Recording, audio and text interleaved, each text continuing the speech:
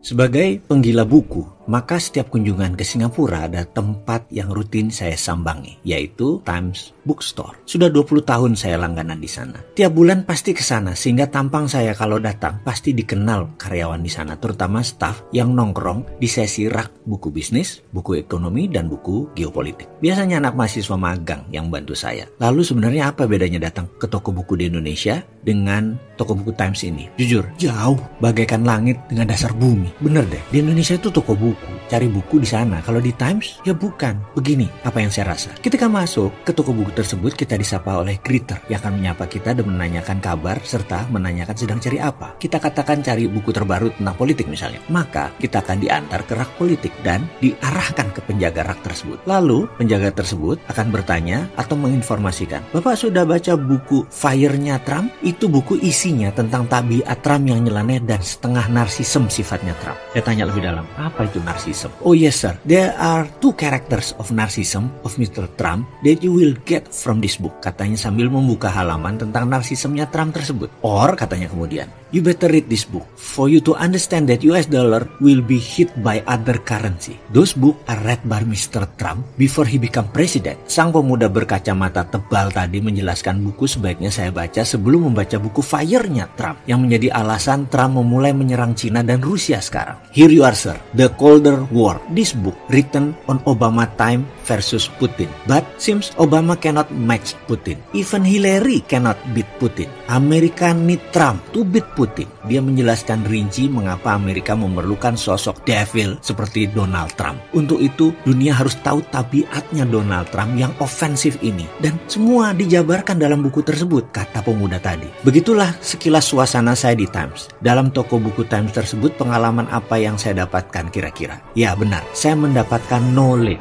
Jadi 1 jam di sana dengan staf penjualan di rak buku tersebut saya dapat knowledge, bukan dapat buku. Sekali lagi, ini bedanya toko buku di Indonesia dengan Times. Saya tanya lagi kepada pemuda tadi, is there anything book about China? Kemudian dia jawab, you want to have information about China strategy on water, sir? Dia balik tanya ke saya tentang strategi Cina yang ingin menguasai lautan, di mana semua dunia tahu kekuatan maritim dan Navy Amerika 2 kali kekuatan armada laut Cina. Dan apa strategi Cina mengalahkan US? Ya dengan proxy war lah. Apakah Cina menggunakan proxy war?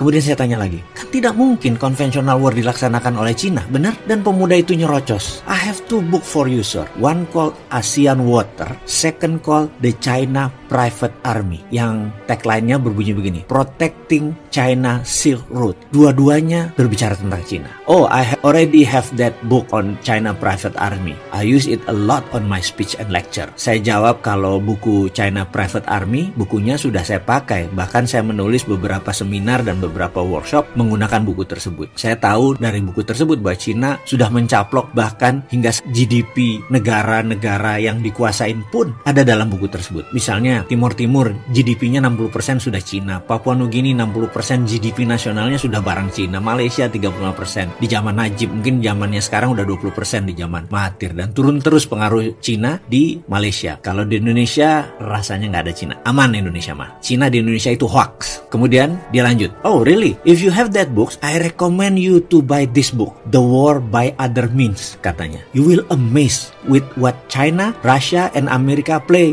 geostrategical games. Apa yang terjadi kalau itu Anda sahabat semua yang memang minat dengan buku beginian? Pasti seperti saya, panic buying. Jadi sekali lagi, kita dapat pengetahuan begitu masuk ke Times. Beda kan kalau masuk ke toko buku di Indonesia dengan masuk ke Times. Di toko buku Indonesia kita dapat buku, di Times kita dapat knowledge. Saya jujur nggak dapat ilmu di toko buku di Indonesia. Dapat ilmunya setelah baca bukunya. Dan di toko buku di Indonesia sering salah beli buku karena tidak ada referensi, tidak ada genre yang saya suka. Atau bayangkan, kebanyakan penjaga rak buku di Indonesia tidak pernah baca buku yang dijaganya tadi. Dan hal ini tidak mungkin terjadi di Times. Mereka paham sekali isi buku-buku yang mereka jual tadi. Bahkan kita bisa berdebat, pemahaman filsafat, atau diskusi isi buku selagi mencari buku. Senang bertemu dengan sesama pembaca yang berpengetahuan, walaupun hanya mahasiswa magang berusia 20 tahunan yang katanya anak milenial. Buktinya dia rajin baca dan tahu segalanya. Apa yang terjadi di akhir bicara dengan pemuda tersebut?